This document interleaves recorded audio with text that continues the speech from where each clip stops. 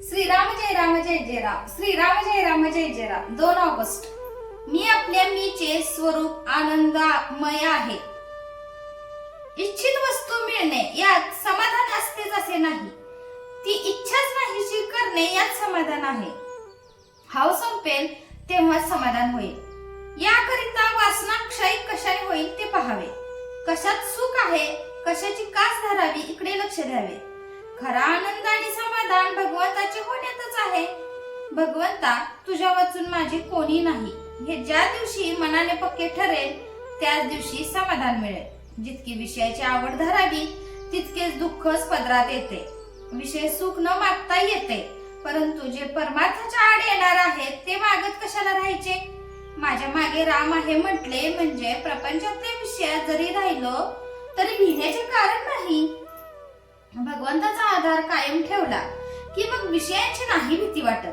नेहमी अनुसंधानात राहिले म्हणजे मग सावधच राहिल्यासारखे आहे. दिवाळी हा आनंदाचा दिवस असतो, पण दिवाळीचा दिवस हा इतर दिवसांसारखाच असतो. इतकेच नव्हे तर आदल्या दिवसाची परिस्थिती, संकटे आणि अडचणी त्या दिवशीही कायम असतात. याचा अर्थ असा की परिस्थितीत बदल होत नाही. दिवाळीचा दिवस हा दिवस या नात्याने निराळा नाही, पण काल आपण जे केले ते दिवाळीच्या दिवशी आपण करीत नाही, हाच मुख्य फरक होय. आपणच दिवाळीच्या दिवसाला आनंदाचा दिवस करतो. हे जर खरे तर तसा तो आपण नेहमीच का करू नये.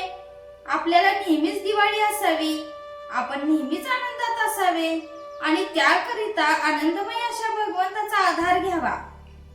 आपण दिवाळीच्या सणाचा आधार घेऊन आनंदी आनंद करतो. मग आनंद जो निर्माण करतो त्या भगवंताच्याच आश्रयाला नेहमी का न जावे. भगवंताचा आनंद हा फार बलवत्तर आहे.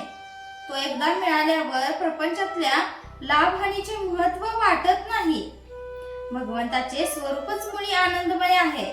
असा आनंदमय भगवंत आपल्या आतमध्ये असून आपण दुःख भोगतो. याला कारण भगवंताला प्रकट व्हायला आपणच आपल्या आतमध्ये आडकाठी करीत असतो. आपल्या आतमध्ये भगवंत तर आहेच, पण त्याचबरोबर मी सुद्धा आहे. हा मी कोण हे जाणण्याकरता इंद्रियांची गडबड शांत करून आतमध्ये आपण आनंदाचा शोध करावा. म्हणजे आपल्याला या मीचे स्वरूप ही आनंदमय असल्याचे प्रत्यय येईल. अशी परमात्म्याची ओळख करून घेणे ही खरी जीवनाची सुरुवात आहे आणि परमात्म्यात विलीन होणे हेच जीवनाचे सर्वस्व होय. जय जय रघुवीर समर्थ. आजचे बोधवाक्य. ज्याचा आनंद टिकेल त्याला नित्य दिवाळी आहे.